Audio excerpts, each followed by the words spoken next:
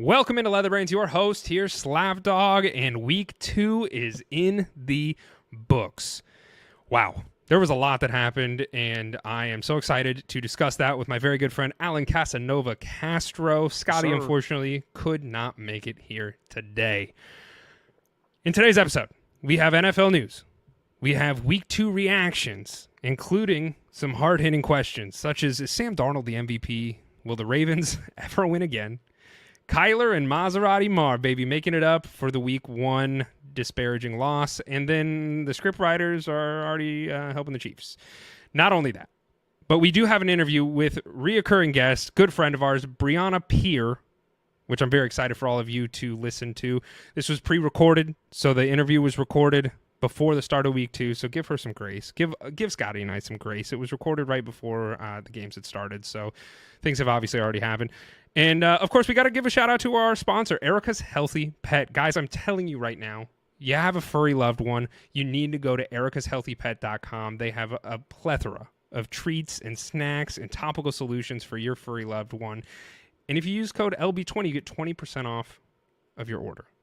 Once again, go to ericashealthypet.com, use code LB20, 20% off, and let's get to it. And now, introducing Brianna Pirre. Not to be confused with Pierre, because it does look rather French, but it's not. It's not. Brianna, pleasure to have you here today. Why don't you start out by telling all the Brainiacs a little bit about yourself? Well, hi, you guys. Thank you so much for having me. I'm excited to be here. My name, like he said, is Brianna Pirre. I am a Boston sports fanatic, creator, emphasis on fanatic, I would say. Big Patriots fans, Bruins, Celtics, like the whole nine. And yeah, I grew up in a big football household and decided to end my pursuit of becoming a teacher to become some dummy who sits on the internet and talks about sports all the time. And here we are. That's pretty much it. Welcome to the court. You're among friends. Yeah. Actually, I do have a question about that, because some, I don't want to slander you, but some might call you an influencer. Yeah, and I know as a podcaster that when someone calls you a podcaster, it's like, okay, what do you mean by that? Yeah. You fuck. Do you feel the same way about influencer? I do, because when I think influencer, I think like the girlies that you see on TikTok doing like their outfit videos, and listen, they make a hell of a lot more money than I do doing that. So good on them. But I do, when people say, oh, like you're like an influencer, I'm immediately like, oh, negative connotation to that? Are you like making fun of me?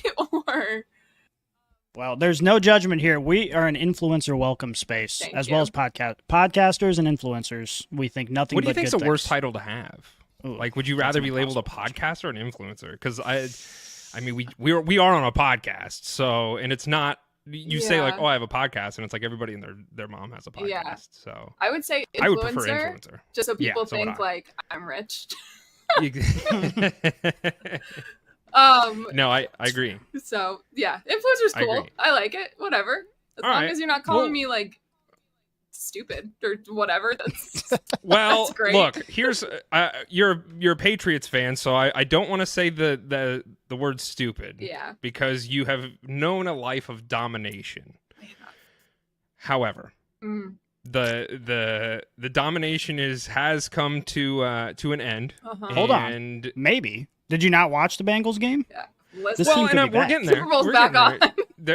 Oh my gosh, I gotta go. So obviously, you guys beat the Bengals this last week, and I'm curious as to your thoughts watching that game, because I don't think anybody had the Patriots. Did you even think the Patriots were going to win that game, to be honest? 100% truth, no. But I will say I did have this, call it false sense of hope, just because of the Bengals record early on in the season. Mm-hmm. And I looked at that, and I was like, okay, if it happens, like, I don't think I'm going to be surprised as I would have been if it was a week 13 game and, Cincinnati's finally in their rhythm, because they always, like I said, they always start out slow, no matter what. So if it was something like that and they come out and they play them as well as I think they did for a team that nobody's really thinking about, then I would have been completely like flabbergasted, basically. But I had a little voice in the back of my mind saying like, okay, this is possible going into it. But then I saw 8.5 point dogs, and I was like, oh man, That's tough. Yeah, little tough. And then they came out and they played as good of a game as I hope they could have with all of the changes that had been made. Well, and now I'm optimistic for week changes. 2. So. Oh my gosh! Well, here we go. You mentioned all the changes. I'm curious to pick your brain. Like, obviously, you have a new quarterback. Mm-hmm. Your wide receiver room is rather youthful and untested and unproven. And then you have a new head coach in Gerard Mayo. Did you like that move, and did you like moving on from Bill Belichick? I like the move. I didn't like moving on from Belichick. I understood why it happened. And if anybody was going to get the job, I'm glad it's someone who is familiar with the organization, having spent however long it's been, over a decade, as a player, then assistant coach and everything like that. I'm glad it's Mayo and not an outside hire, which, based on some of the reactions when the hiring was announced on Patriots Twitter and throughout the fan base, wasn't the popular opinion, which I was a little surprised about. But like when you go from, like with the transition from Brady, when you go from the greatest of all time to new, it's going to take some getting used to. It is a big change. You can't expect it to just be continuous greatness in that transition. But it seems like the players have really bought into his style of coaching. And I mean, you could just see it by the way everyone was celebrating his first win. Well, no one was celebrating it more than Jacoby Brissett, Yeah. who apparently was weeping before the game. Mhm. I don't know if you heard this. I did. Apparently he cried I didn't. three times. I don't really understand what that's about. Was he just so moved by Gerard Mayo? Was he excited? Was he terrified? You know, I want to say he was just moved by what his coach had to say to him, because I'm sure Mayo said something like, hey, nobody believes in us, nobody believes in you. Show them why they're wrong. Something along those lines. I can only imagine. Would you rather have a quarterback that paints his nails or a quarterback that cries pregame? I like the nails, to be honest with you. Oh, you do? I do. I kind of like the nails too. I think it's cool. I think it's really cool. I think you could do a lot of customization with those nails, and you could make it. You could just do some cool stuff with it. Do you think Gerard Mayo got skimped a little bit by Will Levis on like a mayonnaise campaign, because he has the perfect last name to be able to sponsor that? He really does. Will Levis coffee, I feel like he got a little skimped. Will Levis is strange with all that stuff. If he's making millions of dollars from Hellman's or whatever it is, like, yeah, okay, go. I'm not a big fan of mayonnaise at all. I think I've tried it. Mayonnaise influencer, some might say. No. Anti-influencer. De-influencer, is that the opposite? When you try to get someone against something, that's what I would be. Unless it's like sriracha mayo on sushi, I'm out of there. See, as a white guy from the Midwest, I think I'm a big mayo defender. I'm not going to put it on my coffee though. That's insane. That's bizarre. That's disgusting. Yeah, no, I wouldn't. You need something on some bread. You gotta get away from the dryness. So that's where mayo really comes in for me. But I also love sriracha. So sriracha mayo sounds like a dream come true. Let's pivot this slightly. Let's talk. There was a clip that you had posted a couple weeks ago about none other than our Lord and Savior Jerry Jones. And nobody does it better than Jerry Jones. Wow. You were kind of going over Jerry and his claim that he is the man. What do you think about Jerry Jones? What isn't there to think about Jerry Jones? He's something, you know? He's something. He certainly is. He's going to be 80, 81, 82 years old. Like, at some point we need to kind of check and say, hey, buddy. So you weren't a fan of his all-in moves this offseason? What moves?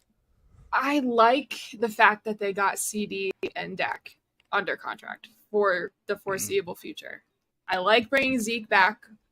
I was always a fan of Zeke, but after spending last year with him on my favorite team, it's just one of those things where like I'm a fan for life now. Yeah, respect. But like Jerry Jones, just the stuff that comes out of his mouth, I just yeah. You don't enjoy the media fodder? I think it's Jerry hysterical. Jones. It's so funny, It but is. like crazy. Yeah, you would never see any other GM say and do some of the things that he has said and done in the media space. Like his all-in tactics, he's saying I'm the best at this and there's nobody else that can do this. And I'm like, at some point in time, Jerry, and look, knock on wood here, I don't wish death on anybody, but the Grim Reaper is going to come knocking at some point, right? Somebody's going to have to do this job after Jerry. It's true. So I think there are plenty of other people that could do it just as well as he could, if not maybe better. Yeah, Cowboys fans, definitely better. Like I said in that video, like if he was the best person for that job, I feel like they would have done more in our lifetimes. A little more winning. But yeah, they get close. They know how to get close, but they don't know how to finish.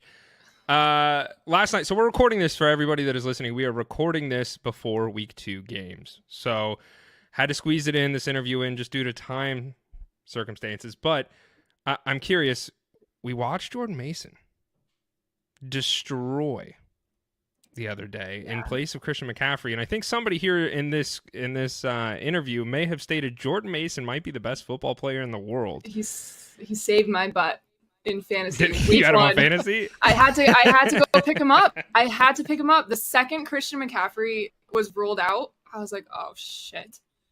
And I looked at the list of free agents on the fantasy app, and I was checking Jordan Mason, and then I had to go through this whole thing of like waiting for McCaffrey to officially get ruled out on the app so I can move him to IR and then pick up Mason. And I'm like, one of these assholes in my league is going to get him before I can. And then I am screwed for tonight. But luckily I was able to do it. I only needed 5 points, so I was super over dramatic about the whole thing. But like, I truly didn't know what to expect. I didn't know how much he was going to get used, even in a Kyle Shanahan offense that is like pro run the ball. I was afraid, and I thought like maybe Devo that would vulture those touches and everything. I got like 22 points out of him. He had a career night, and now there's speculation that he might not play in the Vikings. McCaffrey might not play against the Vikings. So like, stash Jordan Mason. Did you see the drama with him and Kyle Shanahan and the whole like? That was interesting to me, and I'm curious to know both of your opinions. Really, like it seems like there's some mixed conversation here about he knew he was starting versus he didn't know he was starting, and then he gets mad at media and he's like, I don't even want to talk to media. This is why I hate media. And I'm sitting here like, what is going on here? Yeah, I mean, from what I heard from it, first of all, Christian McCaffrey came out like 2 days before the game and said, quote, I expect a full workload. Yep. So Christian McCaffrey didn't know he was going to be out at that point in time. My guess is this was actually some miscommunication, that Kyle Shanahan was basically like, hey, Christian McCaffrey's been struggling, whatever, you need to be ready. And Mason took that as, okay, I'm going to get an opportunity to start, and he wasn't surprised, and it all got fumbled in the media. But either way, it's like, guys, this league is fueled by people betting on this game, whether it's fantasy or something else. You gotta, on a Monday night game, like you have to give us a little bit more than 20 minutes notice or whatever it was before you take out the best running back in football. That's crazy. Right. Part of me, I feel bad for him. I truly do. I think he wasn't sure whether he was supposed to actually say that or not, and then he's thrown right into a post-game interview and asked questions on national television. Like I can only imagine like how nervous he was for that.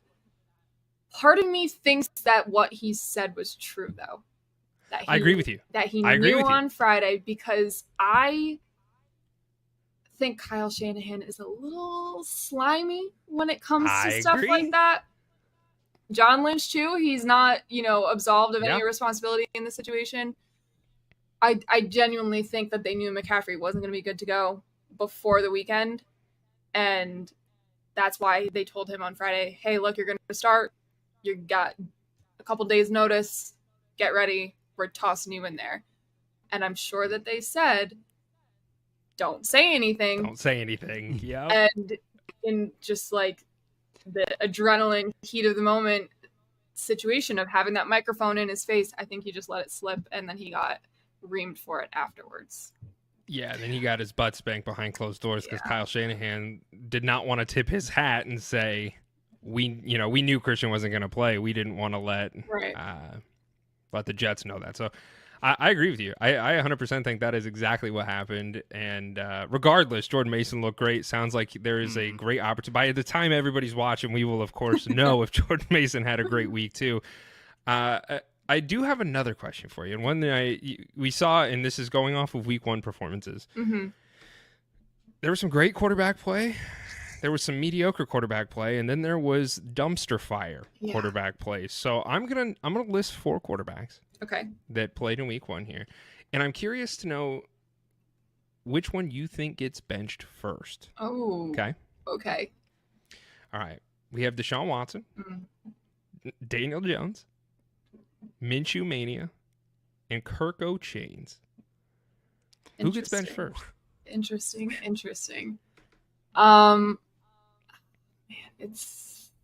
It's going to be Deshaun Watson, I think. And I don't think it's going to be because of this latest news regarding him or anything like that. I think it's going to be they're paying him out the ass.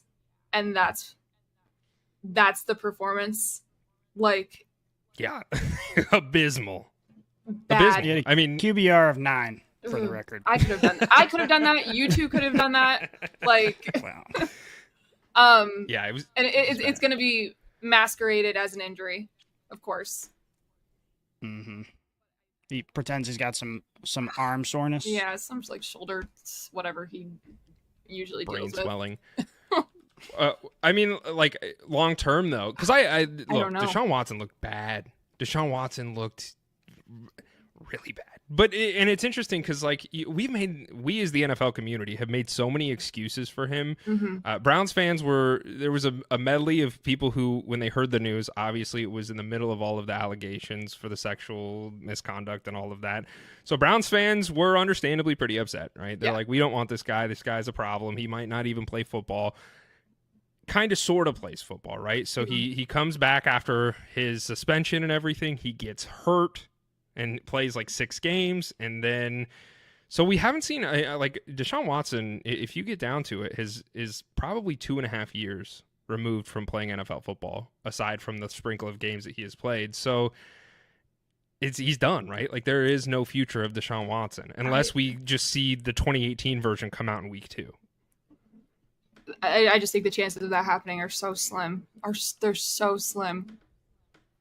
And Cleveland made him obviously a priority, again, with how much he's getting paid and the nature of how that money's coming through, with all of it being guaranteed and everything. And they have the pieces around them on offense. Granted, no Nick Chubb still. But, I mean, even still, the backs that they have should be enough to just move the ball 5 yards here and there, because everything else on the outside, they're fine. They got David Njoku, who I personally think is one of the best tight ends in the league. Thank you. Top 5 Been for saying sure. It for years. Agreed. I do like David Njoku. He's cool. I love him. I think he's great. I wanted him to be a Patriot for so long, but that's beside the point. Deshaun Watson, like if this is gonna maybe sound like a hot take, but I don't think it is. If it doesn't get figured out in week 2, I don't see how they can continue with that. If they think that they're a playoff team, like they can't do that. Yeah, 100%. And they've got the greatest backup in the history of football. Like, it's not going to be long before these fans are like, just get this guy the fuck out of here. Yeah. But I do want to ask you didn't say Daniel Jones, but I want to ask you about Daniel Jones. I'm new to the hating of Daniel Jones because I have been one of the people, I was like the last one in this guy's camp saying, like, he doesn't have an offensive line. He doesn't have any weapons. He's never had a real opportunity to succeed.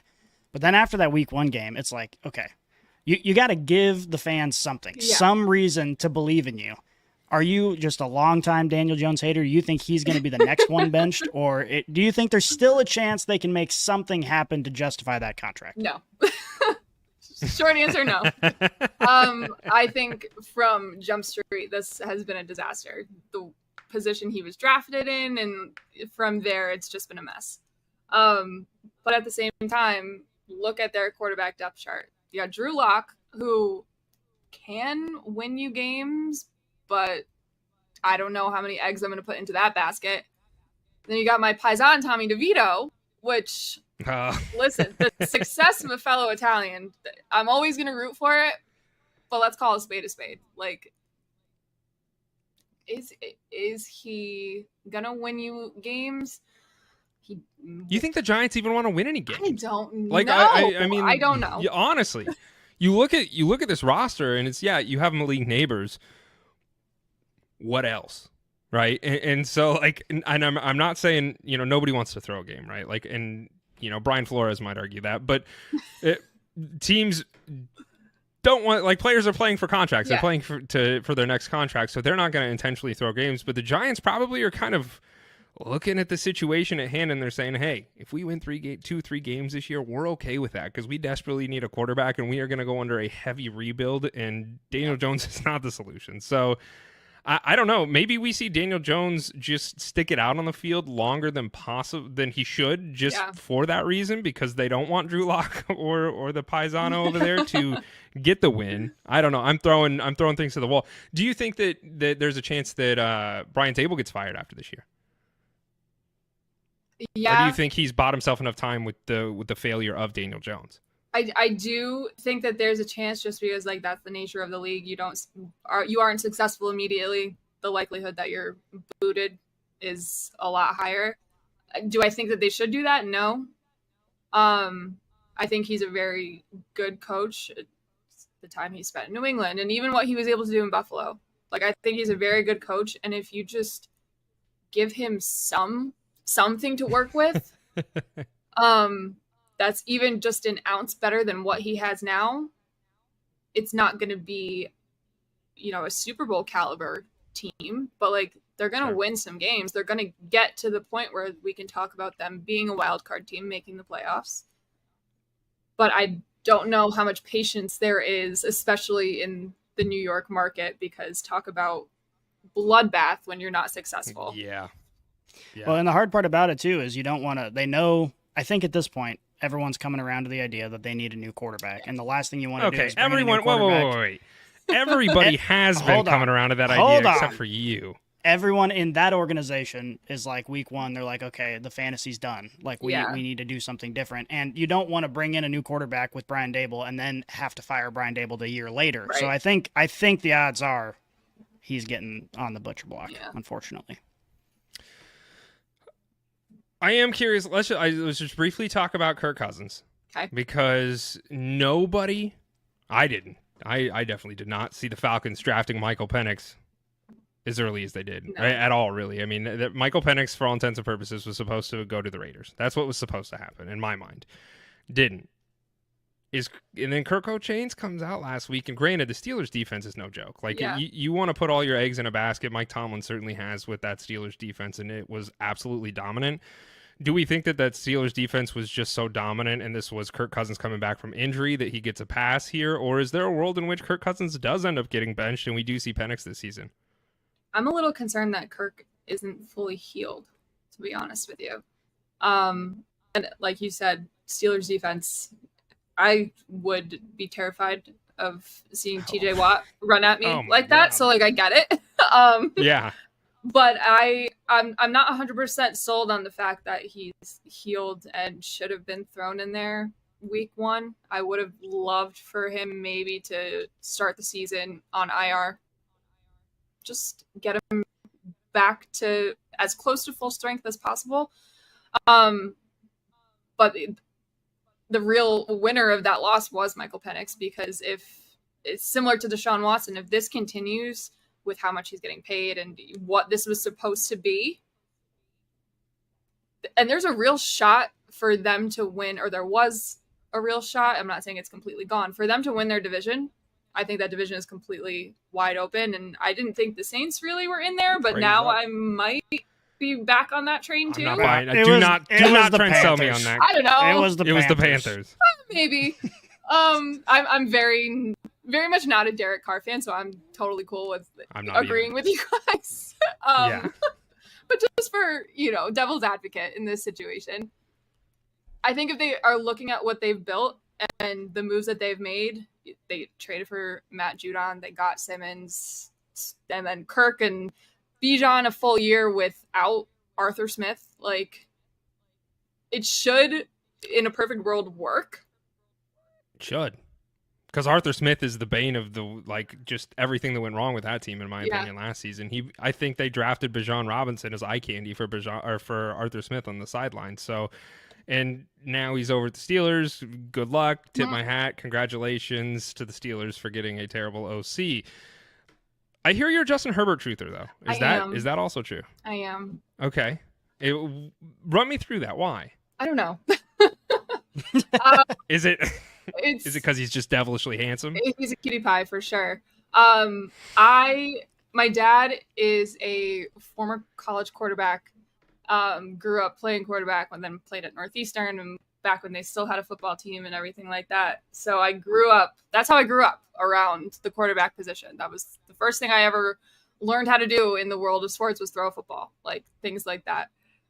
So I have an affinity towards the quarterback position in terms of like my favorite players. Obviously, I was blessed with Tom Brady my entire life, so I saw the peak. Digging the knife deeper, it's fine. The peak of that, but I really like Justin Herbert as a player. I think he's incredibly talented. I don't think the failures of the Chargers teams over the last few years were 100% his fault, which a lot of people seem to disagree with.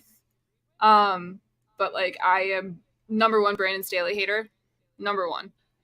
And I don't disagree with you there. I'm giving him the majority of that blame. Not to say like, Herbie doesn't make some dumb decisions or throw some poor interceptions or things like that, but like, I think he can be a very, very good quarterback up to the point where like, I think he can win them playoffs games. He should win them playoff games. I think he could win MVP.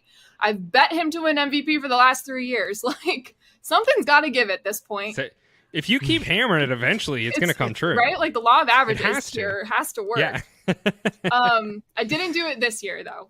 I decided to be a little logical. This is going to be his year, too. This is going to be his year. I decided to be a little logical about the situation because I don't like what that offense is right now. They losing Keenan Allen, and there was a lot of question marks coming in. Yeah, exactly. That was it for me. But you lose Keenan Allen, you lose Mike Williams, and then it's like, what does that offense look like? I think it can happen. But so who'd you bet on for MVP this year? Nobody. I couldn't make up my mind. I couldn't make up my mind, and I didn't want to go Mahomes because obvious reasons. Screw the Chiefs. Whoa. Screw the Chiefs. Wait, hold on. You are a fellow former Dynasty fan. Yeah. We are in a current Dynasty. If I am allowed to say that. Yeah. You don't feel any sympathy for all the hate toward the Chiefs? Not at all. Yeah, let's go. That was supposed to be a softball question to get everyone to really love you, and I'm not gonna. I love you more for it. Thank you. Sorry, no, I don't. I'm not going to deny, like, Patrick Mahomes is incredibly talented. Very good. But there was a lot of talk about Brady being a dink and dunk quarterback and this and that. And let's just look at some of the passing charts from recent games from one Patrick Mahomes. And specifically between the 5 to 10 yard area, it is riddled. And then beyond that... I don't really know. I just want to let you know you are welcome here anytime. Thank you so much for this. This has been the best part of my week, to be honest. So thank you. It's not, like I said, it's not to say that he's not very good. It's just no, he is. Bring it on. It's the reality of the situation. How many Super Bowls does he have to win before you admit that he is at least next to Brady on the list? 6. Does he have to win 6? To be even in the conversation, I would say he needs to win one more, and then we can truly sit down and talk about that. We'll talk to you in February. But no, I don't think they're gonna 3-peat. No way. No. No way. I think it would be incredibly tough, but I keep counting. I counted the Chiefs out. I have continued to count the Chiefs out, and every single time, both my ego and my wallet have paid for it. So I'm trying to learn my lesson here, and it is a rather difficult thing. Very quickly, we have week 2 predictions. Obviously, by the time this episode has come out, week 2 will have already happened. So let's show all the brainiacs that galaxy brain you have over there, and talk about some games that you think, or that I think, or you think would be interesting. Let's start with the Patriots, of course, because you're a Patriots fan. You're playing the Seahawks this week. Yep. You guys walking away 2-0? I like their chances. I really do. If the defense can play as well as they played against Cincinnati, yeah, I think they can do it for sure. Okay. And what about the Cardinals and the Rams? Oh, sorry, go ahead. I was going to say, I saw the way Seattle played against Denver, and I wasn't all that impressed. Yeah, it didn't look great. So, Cardinals and the Rams, though, that one, when I like do a little weekly thing too, where I just make my own picks just for the hell of it. And I had a really tough time with that one. Cardinals, I want to say, are 2-point favorites, 1.5, 2-point favorites, something like that. I think the Rams are 1.5, if I'm not mistaken. Ooh, when I looked this morning, I think it was the other way around. I guess the last I looked was like 2 days ago, so it could have changed. Maybe with like the Puka news and things like that. Yeah, that could have changed it. Mm-hmm. I'm taking the Rams in this game regardless, because Cooper Kupp is still Cooper Kupp. Yeah. But I was surprised with how Arizona played Buffalo. And if they won this game, like it would not like shock me at all. But I think the Rams are gonna figure their shit out from losing up in Detroit, and regardless of having Puka or not, like I think they're gonna take this one. Yeah, I agree. I'm a Cardinals fan, so I live in a world of sadness and denial. But I was actually pretty happy with how the Bills played as well, and I do think that I took the Rams on this one too. I just think that I have too much respect for Sean McVay and that team to say that they're not going to do it, because the Lions are the real deal, and they barely lost that game. Yeah. So, Mm-hmm. Let's do Chiefs Bengals. Okay. Just because Scotty's a Chiefs fan, and you're probably going to gas him up a little bit here, as I think most people would. Yeah. I am. If the Chiefs don't win this, like, we need to sit down and have a conversation about what the hell is going wrong. But I think they're gonna. It's Joe Burrow. I think they're gonna kick their butts, to be perfectly honest. I don't know if you guys saw during the Patriots-Bengals game, Burrow was flexing that wrist a little bit. Mm-hmm. He said he was drinking water. I just want to throw that out there. He said he was just drinking water. I don't know. Drinks water like a gimp. Don't know if you drink if you drink water in a huddle with nothing in your hands and you're going like this. I'm telling you, he asked that by reporters, and he said, I was just drinking water. I don't know what you were talking about. That's the heaviest water bottle in the world, then, if it's really bothering him like that. Like, I don't know. T. Higgins most likely is not going to be playing. Jamar Chase, 6 targets on this past Sunday against New England. Mm-hmm. Granted, Christian Gonzalez was blanketing him, and, Gonzo was up there for comeback player of the year, in my personal opinion. But I just don't. No bias. None at all.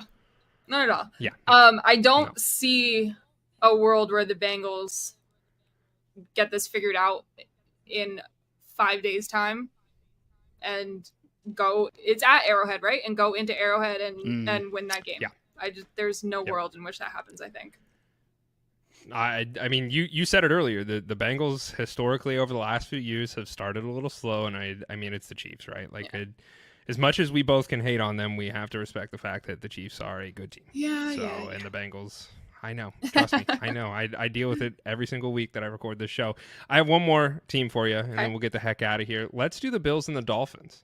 Okay. Thursday night primetime. This, I think, pains me more than any Chiefs pick ever could. I'm taking the Bills in this game. Oh, really? I am. Mostert, what's the thought there? Mostert and Achane are hurt. Mostert's already been ruled out. Nobody knows if Achane is still going to be able to go. go. And then you got Jeff Wilson as his backup. And then I don't even know who the fourth string is, which is Jalen Wright. Would okay. be, I think, the rookie. Sure. Yeah, exactly. I believe you. I think it's going to be a high-scoring game like these usually are. Josh Allen is just going to mow people down. That's what he does.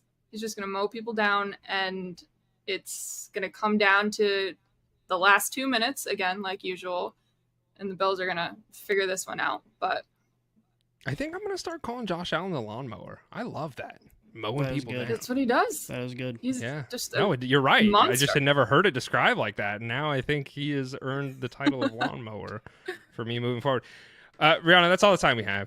Genuinely appreciate you coming and joining LeatherBrainz. Why don't you tell all the Brainiacs one more time where they can find you at? So I go by BSP_13 on all social media platforms, TikTok, Instagram, obviously on Twitter. If you are not a fan of Patriots Homer's takes, I'm warning you now, that's 95% of my shtick. But I also do talk about like the NFL as a whole and non-Patriots things every now and then. And I like to think I know what I'm talking about, but I also am more funny than anything. So if you want to hang out over there, that'd be great. Be happy to have you. I'm also I started a series on TikTok and Instagram where I'm making foods from all different NFL cities for whoever the Patriots are playing. Last week I did Skyline Chili, and that was an experience. Good? Bad? What's your review? I think because it was homemade, it was better than what I expected. But would I have it Still again? Not a fan? Probably not. Damn. R.I.P. Skyline Chili. The whole chili on spaghetti thing, it doesn't sit right with me. But this week we're doing salmon sushi, homemade salmon sushi for Seattle. So if any of that interests you, come hang out, come follow, and I'll be there. BSP_13. That's it. All right. Go follow her. Check her out. Brianna, appreciate you being here. BSP_13. Go check her out. Love you guys. Let's get back to the show. Greatly appreciate Brianna Pirre joining us for this week's episode. Go give her a follow at BSP_13 on all social platforms. Brianna, appreciate it. Thank you. And now let's get back into it. Yeah, man. What a week 2. You know what's funny to me is we always go preseason. We have all these thoughts and ideas about where we're going to be. We're always like, hey, I think this guy's going to be the MVP. I think this team's probably going to be it. And we always expect it to go chalk. And then here we are week 2, and we already have the war of attrition. It is here. We haven't even made it 2 weeks, and we already have teams limping. We have Kareem Hunt sightings. We have a lot going on. So I'm just going to run through a list of where we're at right now, because I think part of it is we just all need to take a deep breath, especially if you're trying to navigate your fantasy football team. You're like, I don't even know who the hell I'm going to pick up. And then if obviously we're fans of our own teams, and half of us are like, okay, well, I'm not sure who we're going to start. Starting off, CMC onto the IR. We've heard many analysts expect him to be out even longer than the 4 to 5 weeks.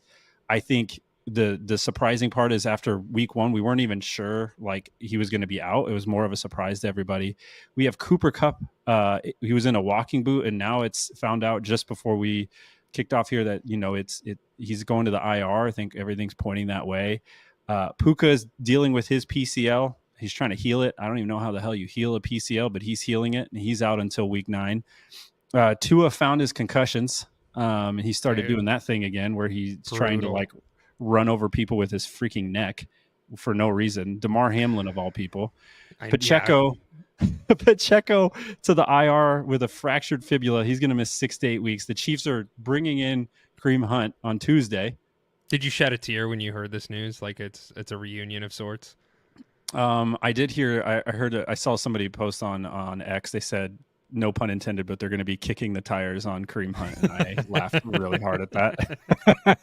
And then we have Mixon getting an MRI today, or he's getting an MRI, and the NFL still has yet to flag a hip drop tackle like we were promised.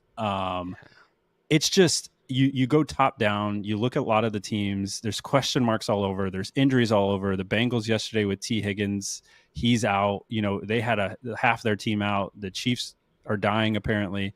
Like, which of the injury, I guess, Slaps, which of the injuries that we've seen so far is probably the most disappointing, or which of these do you think is really going to shape the NFL season moving forward? Well, you think the first thing that comes to mind is Tua, and I'm going to put a bookmark in that, because looking at Cooper Kupp and Puka, like that, the team, the Rams are in shambles. There's chatter that the Rams are tanking so they can get themselves a quarterback. Because Matt Stafford's time is coming to a close.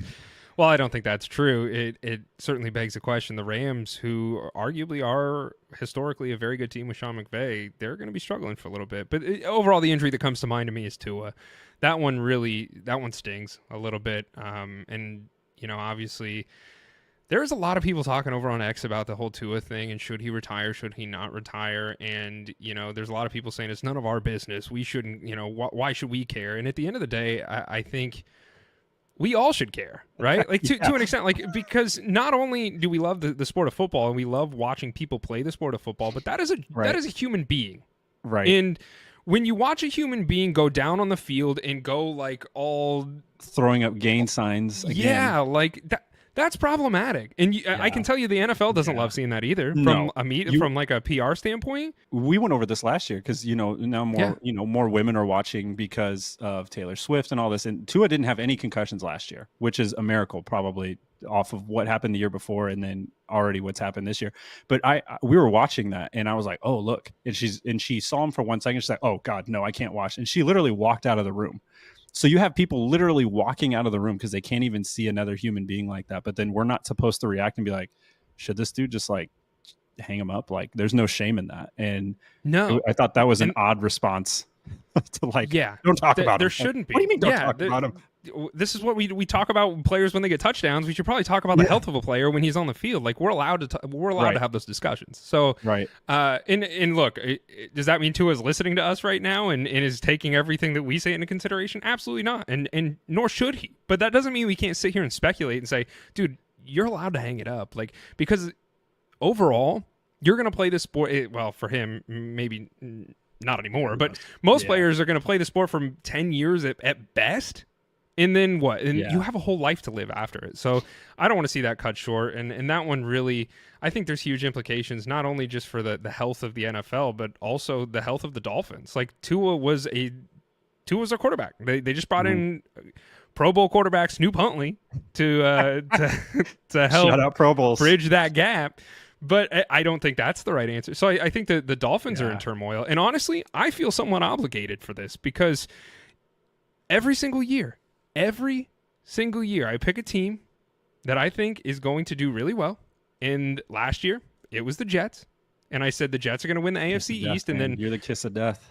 I think I am, because I said the Dolphins were going to win the AFC East this year, and now they've lost their quarterback. So I think I'm a quarterback killer is really where I think I'm at. I was going to say, now the listener base is just crossing their fingers that you never mentioned their team or their quarterback. Chiefs are coming, baby. Next year. Whatever. We're talking about quarterbacks, Alan. Bryce Young got benched. That was huge. That is some huge news. And what a slap in the face for the entire Panthers fan base. You traded away everything for this man. Yeah. You gave him a season and 2 games. Yeah, everything. You traded everything to get him. He's played 1 season and 2 games, and now he's your backup quarterback. What an incredibly sad thing to see. I couldn't believe when I saw it. I thought it was a joke at first because you never know on X. You have to always check the person's app. Gotta verify. Just make sure. You're like, all right, hold on. And it was shocking to me. I think also on the heels of the head coach recently saying that, like, no, Bryce Young's our guy. We're going to ride with him. And then all of a sudden, this just like 180 reverse. Nope, just kidding. We're going to go to Dalton. Like, this is, I think, if you're a Panthers fan or you follow the team closely, this is why there's the chatter that they want their owner to sell the team. Like, there's a reason why the fans are pissed. There's a reason why the NFL's looking at the Panthers. You have McAfee on his show calling out the Panthers, saying, like, the NFL is about positive revenue. And, you have the Panthers selling tickets for $1. Nobody's showing up to these games. You're benching your first round pick who had only won 2 games so far in his career. and you're bringing in Dalton, well, that's not selling you any more tickets. And who the hell's he even going to throw to? Like, there's been so many decisions for this team that, you know, you almost look back and you can kind of empathize with Matt Rule. You might be able and I'm glad you bring that up. Empathize with a lot of the players that have been in and out. We'll talk about a couple as we look at how they're doing in week 2 in Baker and in Darnold, who are on the Panthers. Like, let's talk about it. This is insane. And you look at so you want to talk about week 2 and you want to talk about where we're at. And, you know, we've already, listen, Bryce Young benched, we got all these people dying. And now here's where we're at after a wild week 2 in the NFL. And you mentioned the scriptwriters for the Chiefs. Everybody's drunk right now. Derek Carr, I'll just give you some points right now. I'm gonna give you 5 points of or 6 points of where we're at, maybe 5. I can't read all these. After 2 games, Derek Carr is statistically the best passer in the league. Gardner Minshew, who we went back and forth on preseason about, is this Minshew right? Mania, baby. He has the highest completion percentage in the NFL. Sam Darnold yesterday threw the longest touchdown pass of the season to Justin Jefferson against the 49ers, which I don't think anybody would have had that on their bingo card. Baker Mayfield is undefeated and just behind Carr in passing statistics. And then on Sunday, we witnessed Kyler Murray have a perfect passer rating and absolutely go nukes on the Rams. What is happening? Like, if you of all the things I just listed, which was probably the most probable 2 weeks ago? Literally, we're not even talking. We've gone through a full season. It's literally been 2 weeks, and these are all things that are happening to our league. Like, I didn't even mention Josh Allen. I didn't mention Mahomes. I didn't mention Joe Burrow. Like, we're literally talking about guys that probably weren't even drafted in most fantasy football leagues. Yet here we are. Yeah, Derek Carr stands out to me. Statistically the best passer in the league, and the Saints are rolling, man. And we'll talk about the Saints in that game here in just a second. But that one, I'm like, holy shit! Like, what happened here? And then been a day one supporter of Minshew Magic. I could have told everybody here that he would have had the highest completion percentage in the NFL because that guy can do anything. You would have been the one. You would have been the one to bet on him for sure. He needs. You did the reverse. Whatever you do to curse everybody else, you did the opposite to Gardner Minshew so far.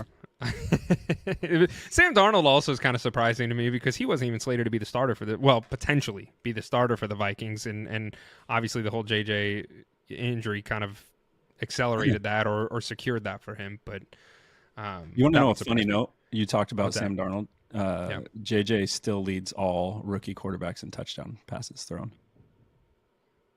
0. I don't think there's any. I don't know. This is honestly, and this, I'm not even pandering to you because you're a Cardinals fan. Like I one of my buddies were driving back from golfing on Saturday, and he was placing his bets of, putting his parlays together. And one he talked about was the Lions. He wanted to throw in. The other one was the Cowboys. And I told him, I was like, you just don't know. From one week to the next, everybody wants to do this. Like, okay, we do this process of elimination, this like, okay, this team bit this team, so it means this team's good. And it's like, winning in the NFL is freaking hard, and you don't know. It's going to be a while before we know anything. But I think through 2 weeks, I mean, seeing the turnaround from week 1 to week 2 for Kyler Murray and Marv, and we'll talk about it. Like, that one, I didn't see that. Like, that's incredible. I think if you dove into some of the things, the other one would be Derek Carr, just because they completely undressed 2 teams in back-to-back weeks, and I don't think anybody would have thought that they were just going to be a part of 2 blowouts for positive reasons. Well, let's just talk about it. Let's talk about the Saints Cowboys. We'll start with that one.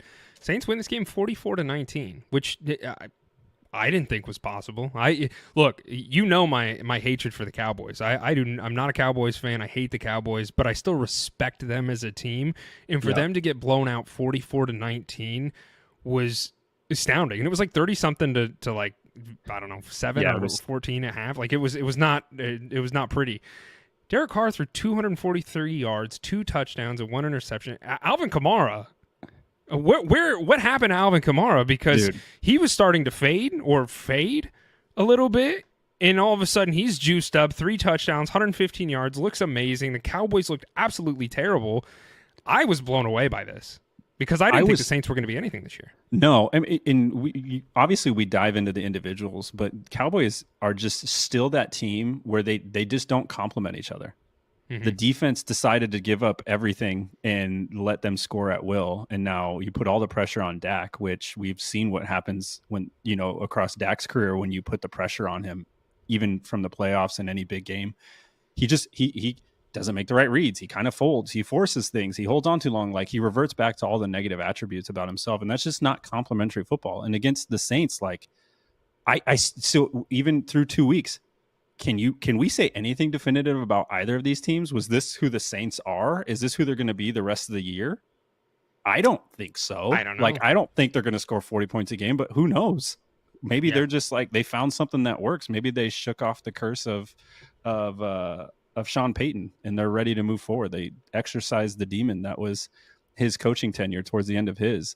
And then you look at the Cowboys, it's still, you have questions. They played a terrible Deshaun Watson week 1, and then they just get absolutely undressed by the Saints. And it's like, I don't know if we know anything. I think I'm just most disappointed in the Cowboys defense, because I think everybody was assuming this is still going to be one of the more elite defenses in the league.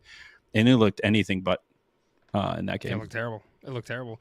And then we're talking about terrible. What happened to the 49ers? Because the Vikings with Sam Darnold and now an injured Justin Jefferson, Vikings win this game 23-17. And I didn't have the Vikings doing anything this year. The Vikings, I thought, were going to be the worst team in their division. And they come out and they beat the 49ers, which now makes me think, leading division now. Yeah, exactly.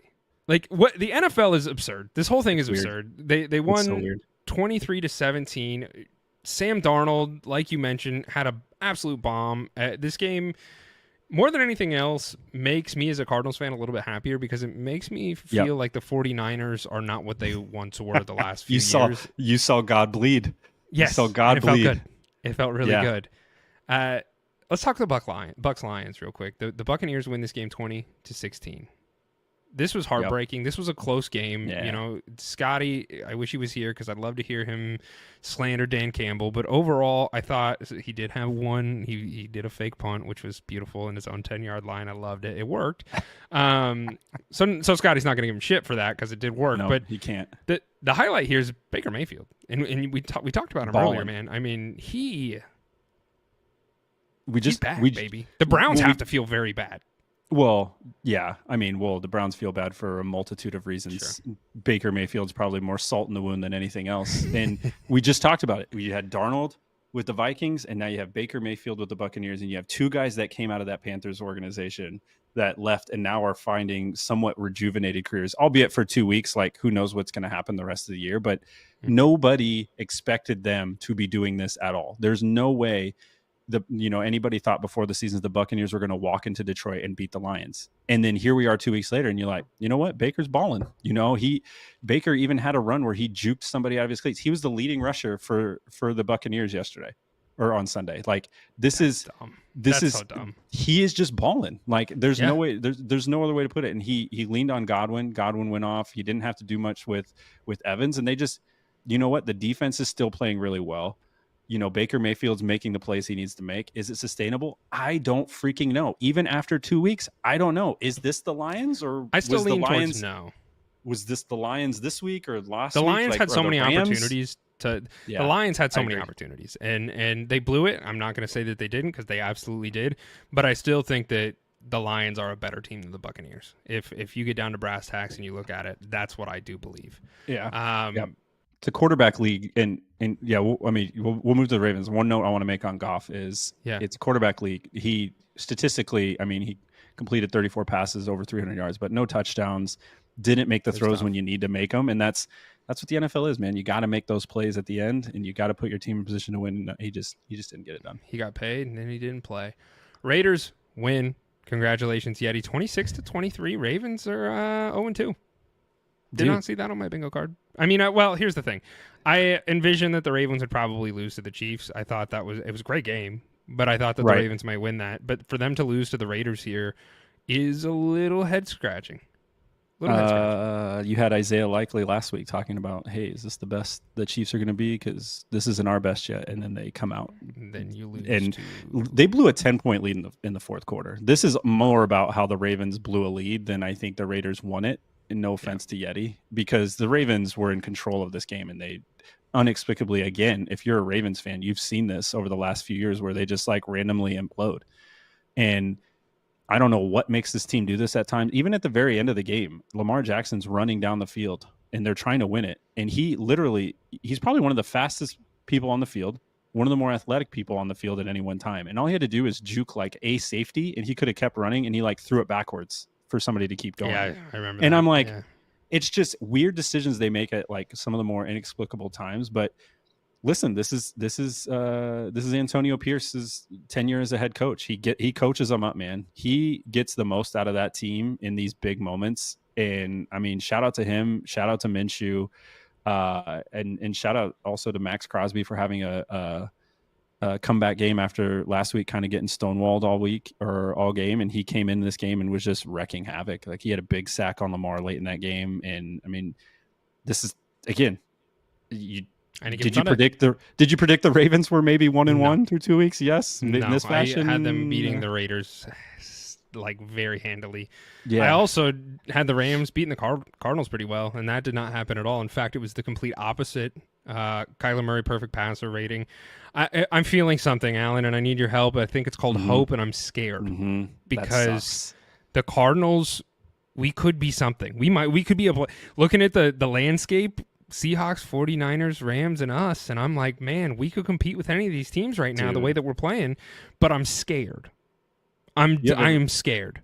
You have every right to be scared. There's nothing worse than being an NFL fan and having hope and still believing in your team, because that means you're gearing up for the letdown. That's why a lot of fans, when their teams suck, it's almost kind of nice because they're like, all right, screw it, just pack it in and just enjoy the season. Versus, you now like, hey, you've seen what this team can be. Again, the Rams through 2 games, 0-2. I maybe had them losing to the Lions. Definitely didn't have them losing to the Cardinals, and not in this fashion. The schedule's one thing. The schedule's one thing, but how they're doing it is awful. And now they're out 2 of their more important offensive pieces. It just doesn't look good for them. The path looks a little clear for the 49ers if they can figure their shit out. And then obviously it opens the door for other teams in that division. And it's just, I would say confidently, can you predict anything right now through the rest of the season? And that answer is no. Like, I have no idea. I literally have no idea. We're going to try and do it right now here with week 3 of Kickoff Karaoke. So Scotty wasn't able to join us, but he did give us his picks. So the games that we have chosen this week are the Eagles and Saints. So we'll start with them. Eagles are 1-point favorites. Scotty's taking the Saints here. And Alan, what do you think? I got to take the Eagles. That line, it's a 1. It's in New Orleans, but I still gotta take the Eagles. I just think they're in. I think the overreaction is going to be to what the Saints have done over the last 2 weeks, but I don't think the Cowboys are as good as everybody thought. And then obviously the Panthers aren't that good either. So I'm thinking it kind of comes back down to earth for them when they get the Eagles that come in. If I'm wrong, I'm wrong. And then maybe that's who the Saints are the rest of the year, but I'm definitely taking the Eagles -1. I'll also take the Eagles for that exact same reason. I don't think I need to extrapolate any more on that. Let's go over to the Ravens and Cowboys. Ravens are 1-point favorites. Scotty took the Ravens. I'm going to do the same thing. The Ravens here, I think the Cowboys are frauds. I hate you, Dak Prescott. Jerry Jones, you need to get out of the game while you still have some life in you, you dirty old skin bag. And I think that the Ravens are they have something to prove here, especially starting off 0-2. So I think that the Ravens are going to win this game. Yeah, 100%. 100%. I think this last week was a letdown week. I think they let the Chiefs beat them twice is what I think happened. And I think they focus up and take it to the Cowboys. Okay, let's go over to the Lions-Cardinals. Lions are 3-point favorites here. Scotty took the Lions as his Dan Campbell truther. I'm going to take the Cardinals. The Cardinals bit me in the ass last week. I took the Rams to cover, and they did not. And I can't go against my birds this time around. Yeah, this is mine too. I think Goff's seeing ghosts. I think that keeps the Cardinals in the game, and I think the Cardinals not only cover the 3, but outright win and beat the Lions, and we start having serious conversations about Dan Campbell. Maybe we kick Scotty out for that episode so we can do it objectively, but I think that's what's going to happen after next week. Yeah. Last game here, Chargers at Steelers. Steelers are 2-point favorites here. Scotty took the Steelers. Alan, who you rolling with? I got to take the Chargers. They did something where they've had they've had the same 100-yard rusher for back-to-back weeks, which is something they haven't done since LaDainian Tomlinson. You can see how this team's changing. Quentin Johnson, we didn't even talk about. J.K. Dobbins. Yeah, we didn't even talk about Quentin Johnson, who caught 2 touchdowns too. Some of their playmakers are starting to make plays, and the Steelers just don't have any offense still. Their defense will keep it close, but I think the Chargers outright win, so I take the Chargers to cover the 2. I'm riding with you as well. I do think the Chargers are going to cover this, and for everything you just said, the Steelers defense is legitimate. I'm kind of shocked that the Steelers are 2-point favorites here, and I think it in large part is due to their defense, but offensively they still have a lot to try and figure out, and I think the Chargers just have more firepower on that side of the ball to try and get something done. So I'll take the Chargers too. And that's it. That's all the time we got, buddy. I appreciate it. This was a quick one. I love you. We did it. Week 2 is in the books, and I can't wait for week 3 where we can discuss some more stuff that was going on. So all you Brainiacs out there, appreciate it. I love you guys. We